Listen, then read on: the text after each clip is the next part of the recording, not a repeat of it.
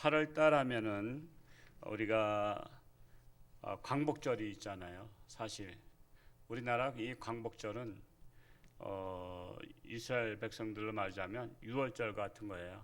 해방된 것이 가장 명절 중에 명절 광복절 해야 돼요. 사실은 그런데 광복절에 대해서 점점 갈수록 옅어지는 것을 볼 수가 있습니다.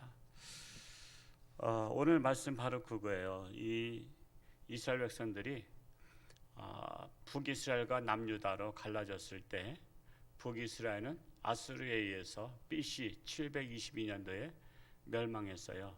지금으로 말하자면 약 2700년 전. 우리는 지금 성경 통해서 2700년 전의 역사도 배우잖아요. 그리고 북이스라엘 멸망하고 나서 남유다는 바벨론에 의해서 BC 586년, 7년이라고 하기도 하는데 그때 멸망하고서 그들이 포로가 70년 만에 돌아옵니다. 그랬을 때 여호와께서 시온의 포로를 돌려보내실 때에 우리는 꿈꾸는 것 같았도다. 여러분, 포로가 돌아온다는 것은 있을 수 없는 일이에요. 근데 파사왕 고레스를 하나님께서 마음을 돌이키사 돌아가게 하잖아요. 그래서 1차 포로 기한, 2차 포로 기한, 3차 하면서 이 포로를 돌아오니까 70년 만에 돌아오니까 누가 있어요? 거기에 이방인들이 살고 있잖아요. 그거랑 또 싸우면서 참 이렇게 공존하기도 하고 이렇게 하는데 한번 포로로 다 끌려갔다가 돌아오면 정신 차려야 돼요? 안 차려야 돼요? 정신 차려야 되잖아요. 그런데 한 500년 정도 지났나? 나서 한 5, 600년 정도 지났죠. 예수님 당시에 예수님께서 정확한 그 날짜가 잘못 계산해서 했다지 사실 BC 4년도에 출생하셨다고 봐요. 근데 이제 예수님 탄생을 기점으로 해서 우리가 AD가 생겼는데 그냥 AD로 따지자면 70년에 그 로마에 의해서 티투스 장군에 의해서 예루살렘이 완전히 멸망당합니다. 그리고 포로로다가 다 끌려가죠. 다시 그냥 포로로 끌려갔던 역사를 다시 또 역사가 또 일어난 거예요. 그리고 나서 그때부터 나라를 회복하지 못한 게 언제까지냐면 1940 이스라엘 나라가 언제 해방된지 48년도인가? 우리나라는 45년도 해방됐지만 그 이후에 유엔에서 이 역사가 중요한 게 성경책을 뒤미는 거예요. 우리는 이스라엘 나라가 우리 땅이다. 이게 우리 땅이다. 그러니까 이제 보니까 아브라함 때부터 가나안 땅에서 살았거든요. 2000년 전부터. 그래서 유엔에서 마침 그러니까 유엔에 기독교 나라가 많다는 것도 중요한 거예요. 만약에 알라신을 섬기는 나라가 많았다면 그거는 말도 안 된다 그랬을 거 아니에요. 지금 벌써 한 2000년 지났는데 무슨 이미 그 나라가 지금 살고 있는 팔레스타인이 진짜 주인이지 그랬을 텐데, 그래서 여러분 나라나 세계나 이게 기독교 국가, 기독교 지도자가 있는 게 중요해요. 이 성경을 뒤밀어서 이거 이긴 거예요. 성경을 뒤밀어서. 성경 보니까 이거는 가짜로 꾸민 것도 아니잖아요. 벌써 이미 2000년 전에 아브라함의 역사가부터 이거 있었잖아요. 그 전에는 나라가 없었으니까 어떤 팔레스타인 나라가 있었다면 팔레스타인 손들어 줄 텐데 그때는 나라가 아니고 부족 국가였거든요. 그래서 이거 손을 들고서는 그 이스라엘 그 나라를 선포해 줬어요. 선포해 주니까는 각 나라에 있던 디아스포라 쭉 흩어져서 2000년 동안 살던 이스라엘 혈통의 그 자손들이 속속 기화하기 시작한 거예요. 이제 기화하기 시작한 거예요. 각 나라에서. 그러니 난리가 났죠. 팔레스타인 사람들이 거기서 살고 있는데 유엔에서 이스라엘의 손을 들어주는 바람에 나가라는 거예요. 갑자기 그들은 2000년 동안 살다가 나가게 된 거예요. 그러니까 못 나가겠다, 배째라 하면서 싸움이 되면서 지금이 중동 화약고가 된 게 이스라엘 나라예요. 지금도 그래서 싸우는 거예요. 지금도 지금 베들레헴 같은 경우는 팔레스타인이 지금 차지하고 있어요. 제가 90년도 처음 성지순례 갔을 때 베들레헴 갔었거든요. 베들레헴 갔었어요. 근데 지금은 성지순례 못 갑니다. 팔레스타인이 차지하고 있어요. 예수님 탄생지를 지금 못 갑니다. 그래서 나라를 뺏기면 얼마나 비참한가를 이스라엘은 역사를 가르쳐요. 그래서 지금도 워낙 군인이 모자르니까 여자들도 다 군대 가요. 여자들도 강합니다. 군대 한번 가서 훈련 받으면요, 여자들도 아주 강한 전사가 돼요. 다시는 나라를 뺏기지 말자. 그러니까 예루살렘의 유대인들 600만 명 학살당한 그 사건, 그것에 대한 그 박물관이 있는데, 군사 훈련 마치고 나면 거기 다 가요. 거기를 가봤더니 군인들이 많이 와서 총 메고, 그 저건 뭐냐 그랬더니 이스라엘 군대는 처음에 군에 입대해서 훈련 마치면 여기 와서 나라를 뺏긴 서름을 본다는 거예요. 여러분, 우리나라가 군사 훈련 마치면 저 용산 전쟁 기념관 가서 그거 합니까? 천안에 있는 독립기념관 가서 그거 봅니까? 지금은 이제 학생들도 안 가요. 참으로 이 안타까운 우리나라 현실을 볼 수 있어요. 그래서 정말 나라를 뺏기면요, 모든 주권, 인생을 다 뺏긴 것과 같아요. 그래서 역사를 가르치지 않으면 역사는 반복된다고 말씀하고 있는 거예요. 우리는 8월 달에 역사를 가르쳐야 돼요. 역사. 일제 치하 36년 가르쳐야 돼요. 우리는 정말 역사상 처음으로 식민지 됐잖아요. 물론 식민지 됐지만 그 이전에는 끊임없는 침략을 당했다고요. 900 몇 번 당했다 그러잖아요. 그냥 중국으로부터 끊임없이 당했죠. 그리고 몽골로부터 당했죠. 아주 남한산성에서 치욕을 겪었잖아요. 완전 포위돼서 항복해서 왕이 저기 어디죠? 저 서울에 그 하남 있는데 거기서 삼전도라고 해서 그냥 그 몽골을 향해서 엎드려서 돌에다가 이마에 피를 흘리면서 절을 했죠. 피가 나도록 절을 했어요. 그 치욕을 겪었다고. 참으로 참 우리나라가 안타까운 것은 고려 시대까지만 해도 군사가 많이 있었어요. 고려 시대. 그런데 이시조선이 군사로 쿠데타 일으키면서 군인을 안 키웠어요. 군인을 해체했어요. 군인. 그래서 지역적으로 지키는 포졸들만 있었어요. 포졸들만. 그래서 이 일본이 그 틈을 타서 군사를 키웠죠. 그리고 일본에 가서 시찰하고 왔더니 일본이 심상치 않습니다. 우리나라 쳐들어올 것 같습니다. 일본에서 쳐들어올 것 같다고 해서 그 당시에 조선시대 때는 군사를 만들자 그러면 역적으로 몰렸어요. 뭐 다시 쿠데타 일으키려고 하느냐? 그래서 이 역적으로 몰렸어요. 그럼에도 불구하고 목숨 걸고 말했던 분이 이율곡 선생이에요. 우리 잘 아시다시피 10만 양병서 그게 나온 거예요. 10만 양병서라는 것은 10만 명의 군대는 최소한도 있어야 됩니다. 그랬더니 뭐야? 뭐 쿠데타 일으키려고? 그래서 저놈 죽여라 했던 거 아니에요. 그래서 이율곡 선생을 죽이라 했다가 간신히 그래도 신하들이 말려가지고 귀양 갔다 왔어요. 그리고선 관복을 벗었잖아요. 그리고 저기 파주에 가서 노후를 보내셨다고. 그 파주에서 근무하신 분들은 알 거야. 그 파주에 율곡 선생께서 그 정자에서 세월을 보내신 그 사건, 정말 눈물 나요. 그 사건에 대해서 책을 읽어보면요, 임진왜란 때 결국 그 선조 임금 피난 가다가 그 임진강 나루터에서 그냥 깜깜한 밤에, 달도 안 뜬 밤에 저걸 어떻게 건너냐 했을 때 이율곡 선생이 유언했었죠. 만약에 임금이 이곳으로 오시냐, 물론 글로 올 수밖에 없었어요. 길이 글로 있었으니까. 일로 오셔서 강을 못 건너면 이 정자를 불태워서 밝혀라 그랬어요.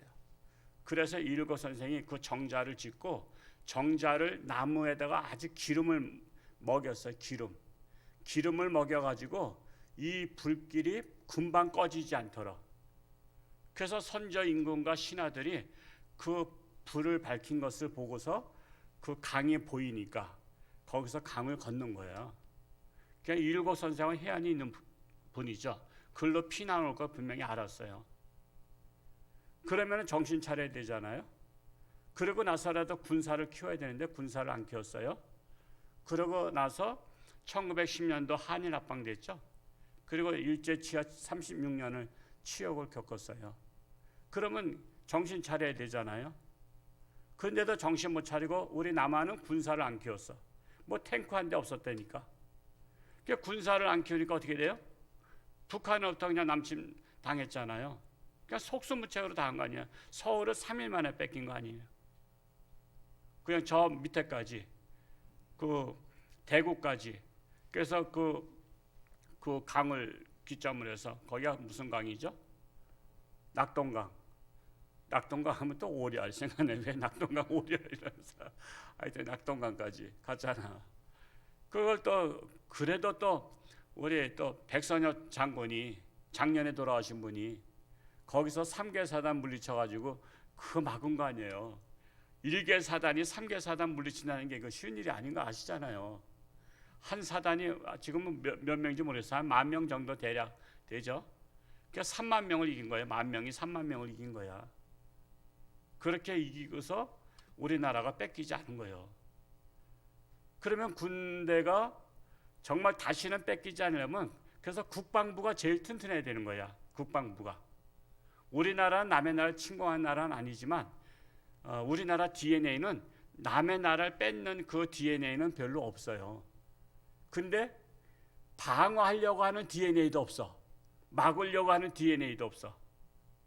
그러면 유비무환해야 되잖아요. 그러니까 국방을 튼튼해야 돼요. 사실 그 이후로 다 국방을 이제 튼튼히 했죠. 6.25 전쟁 치르고 나서 국방을 튼튼히 하는데 군생활 36개월 했어요. 아마 여기서 36개월 우리 심원서 지사님 36개월 하셨나요? 안 하셨? 그 이후에요? 이승현 지사님 36개월 군생활 하셨. 36개월 하셨단 말이에요. 지금 까불면 안 돼 청년들. 지금 어르신들은 36개월 하셨어. 지금 18개월도 지금 요한이 온 건가? 요한이 18개월 했지? 이쪽에 있지. 여기 지연인가? 요즘 마스크 쓰고 다 모자 쓰니까 모르게. 18개월 얼마나 감사한 건 많이 해. 저 제대자님. 지금 이주경 지사님은 36개월 했다고. 18개월에 곱하기 2가 36개월이네. 야, 18개월 하도 다시 지금 군대 가서 18개월 다시 해라 그래봐. 진짜 이건 얼마나 힘들어. 그렇게 하다가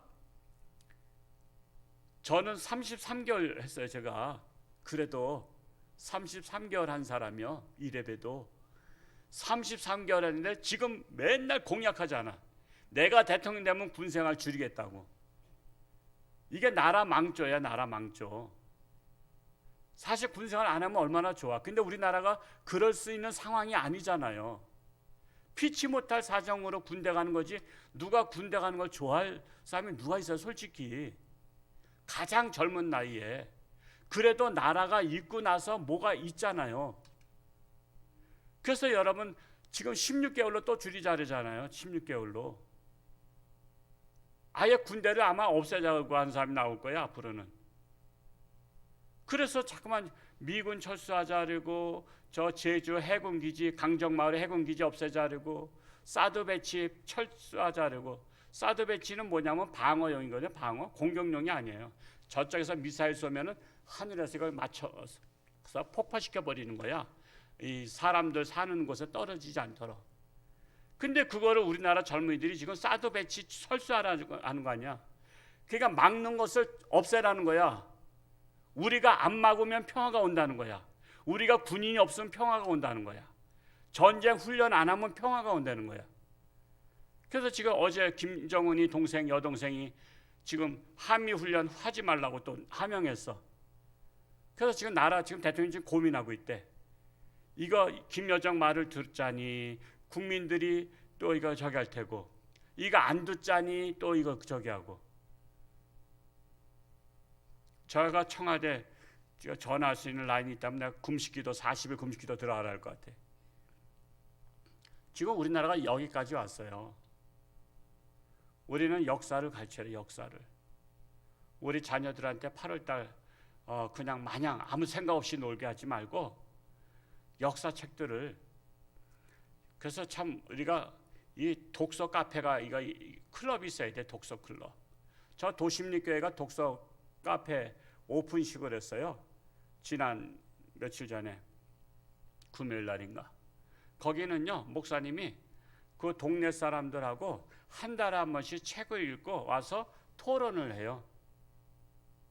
시골인데도 그래. 독서 토론을 해. 근데 대체적으로 시골에서 살던 분들이 아니고 외부에서 오신 분들이 그렇게 하는 거야. 올해 신경자 원사님도 부군하고 같이 독서 클럽 거기 만들면 좋겠어요. 거기도 예지인들이 많이 오셨잖아요. 예지에서 오신 분들은 되게 또 배운 사람들이 또 여유가 있는 분들이 오셔. 그러면 책을 하나 가져서는 한 달 동안 읽고 이렇게 토론하고 이런 게 중요해요. 이런 것들을 해야 된다고. 뭐 8월달 돼서 우리가 뼈아픈 그 아픔을 지나고 나서 쓴 책이 징비록아니에요. 한번 8월달에 한번 징비록 한번 다 읽어봤으면 좋겠어요. 유성룡 그 대감이 쓰신 거죠. 뼈저린 교훈. 다시는 우리가 이런 예세 침입을 당하지 않도록 하자. 우리 학생들에게도 징비록을 한번 읽혔으면 좋겠어요. 그래서 다시는 우리가 이런 나라를 뺏기는 아픔을 겪지 말자. 그래서 도심리교회가 괜찮은 교회, 시골교회지만, 그래서 제가 그 목사님 존경해요. 나보다 젊지만, 그래서 제가 거기도 지원하고 또 그 할 때도 제가 달려가서 격려해주고 축하금도 주고 그냥 이렇게 했습니다만, 해야 돼요. 정말 우리 교회 학교도 독서 클럽 만들면 좋겠어요. 아동부, 중고등부 청년들 해서 한 달에 한 번씩 책, 아니면 더 지성인들이 되면 일주일에 한 번씩, 아직 일단은 최하 한 달에 한 번 정도 모임을 갖는 거예요. 책을 똑같이 구입해서 똑같이 하고, 그래서 토론하는 거예요. 이 책에서 내가 깨달은 교훈, 내가 그것들 리스트를 만들어서 각자 발표도 하고 이렇게 할 수 있는 거예요. 미국이 위대한 것 중에 한 가지는요, 미국의 $100짜리 돈에 누가 들어가는지 아세요? 대통령이 아니에요. 저 벤자민 프랭클린, 그분은 초등학교도 중퇴했어요. 그럼에도 불구하고 그가 독서 클럽을 만들었어요. 그는 독서광이었어요. 학교는 안 다녔어도. 그래서 그가 미국의 명망가, 미국도요 다 그 계층이 있어요. 명망가가 있어요. 엘리트 계층들하고 독서 클럽 하면서 독서 클럽 회장으로 다 끊임없이 했어요. 당신이 잠깐만 해라고, 당신. 그래서 그분은 어디 가든지 정말 최고의 그 엘리트들하고 독서 클럽을 초등학교도 안 나오신 분이 이끌어 갔다니까. 그래서 미국을 깨운 사람이 그 사람이야. 미국의 정신을 깨운 사람.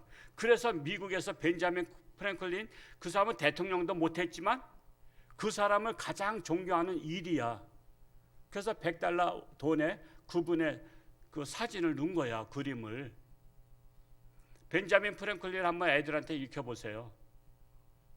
저도 엄청 받았어요. 왜 그거 해야 된다고. 우리가 지금 책들을 안 읽잖아. 스마트폰 시대가 돼서 스마트폰에 게임에만 빠졌잖아. 게임에 빠지면 빠질수록 정신은 병 들어가고 타락한다는 거. 우리 책을 읽혀야 돼요. 8월 달에 방학 중에 책을 몇 권 선정해서 책을 읽히세요. 제가 어젯밤에도 책을 읽으면서 사소한 것에 목숨을 걸지 마라, 미국의 어느 저자가 쓴 걸 보면서 이 책을 우리 교인들한테 다 그냥 사서 읽혀주고 싶다, 이런 생각을 좀 갖고 있는데, 사소한 것에 목숨을 걸지 마라. 우리가 사소한 것에 목숨을 걸어 정말 쓸데없는 일에 시간을 다 바치고요. 우리 교회는 정말 정신을 깨우는 교회가 됐으면 좋겠어요. 깨우는 교회. 다시는 우리가 침략당하지 않냐고. 다시는 포로가 되지 아니하고 우리는 진정한 해방으로 나라를 튼튼히 지키고, 그래서 나라를 지키자고, 나라를 강력히 하자고, 다시는 호시탐탐 노리지 못하게 하자고, 이런 사람들이 지도자가 되어야 되는 거예요. 근데 군대를 줄이겠다, 뭐 미군을 철수시키겠다, 사드 배치를 철수시키겠다, 해군기지 없애겠다, 앞으로 군대를 없애겠다, 이런 사람들은요 자기 대통령 해먹자고 나라를 팔아먹는 것 같아요. 나라를 팔아먹는 사람이에요. 이걸 가르쳐줘야 돼. 청년들은 당장 군대 줄인다면 좋아하겠지. 고등학생들 좋아하겠지. 군대 16개월로? 그러면 그 사람 뽑아줘야지. 정신 나간 거잖아요. 군대 대신 안 가고 북한의 통치하에서 노예로 사는 게 더 나아요? 군대 안 가고 평생을 노예로 사는 게 나냐 말이야. 우리는 잘 생각해야 돼요. 그래서 이달에 정말 아이들 방학해서 그냥 집에서 그냥 노는 것 때문에 아주 그냥 골치 아프다고 빨리 방학 끝났으면 좋겠다 하는 분들도 없지 않아 있는데, 정말 책을 한 몇 권씩 해서 그냥 읽혀주고 하시기 바랍니다. 저도 우리도 1년에 한 번 휴가를 가면요 각자 다 책을 싸들고 가요. 제가 읽는 책의 스타일, 제 집사람은 또 상담 쪽에, 또 제 아들, 딸 시집 갔지만 각자 자기들이 좋아하는 책 들고 그냥 가방에다 메고서는 계곡 속에 들어가서 발 담그고 먹을 거 좀 가서 놓고서 그냥 책 보는 게 하루 종일 일이야. 그거보다 더 좋은 게 어디 있어. 그냥 각자 책 보다가 졸려오면 자고 졸려 자다가 또 깨어나면 또 다시 책 보고 배고프면 먹고, 그러면서 저희 보통 한 서너 권씩은 가져가요. 그렇게 해서 정말 여러분도 스타일이 다르겠지만 하여튼 이번 8월 달에 귀한 책들을 발굴해서 읽혀가지고 나라를 사랑하고 나라를 지키는 우리 지도자들이 우리 교회에서 나왔으면 좋겠습니다. 박옥기 원사님이 이제 항암 치료를 오늘부터 들어가요. 치료 먼저 하고 나서 수술을 하셔야 된다고 하는 정도로 위험한 일을 겪고 있어요. 이어서 기도해 주시고, 지금은 뭐 신방을 못 가고 그렇게들 하니까 대신 위로될 수 있는 문자도 좀 보내주시고 전화도 해주시고, 또한 거기서 병상에서 치료하지 않도록 좋은 은혜스러운 영상들도 보내주면서 힘내요, 우리가 있잖아요. 그러면 얼마나 힘이 나겠어요.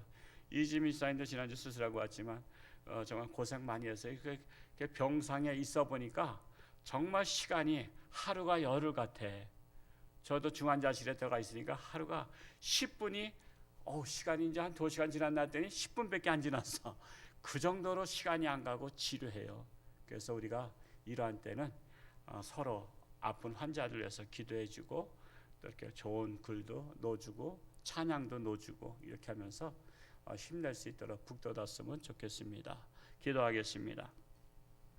할렐루야. 고맙고 감사하신 아버지 하나님, 8월달을 맞이해서 우리는 해방된 날을 기억하며 역사를 가르치지 아니하면 역사는 반복된다고 합니다. 우리나라 역사를 우리 젊은이들한테 올바르게 가르쳐서 정말 나라를 사랑하는 마음, 나라를 지키는 마음, 또 장차 미래의 꿈을 키워가려면 나라가 존재해야 된다는 사실을 깨닫게 하여 주옵소서. 8월 방학 기간을 맞이해서 우리 자녀들에게 알찬 방학 기간을 보낼 수 있도록 우리 지혜롭게 시간 관리할 수 있는 모든 가정들 되게 하여 주옵소서.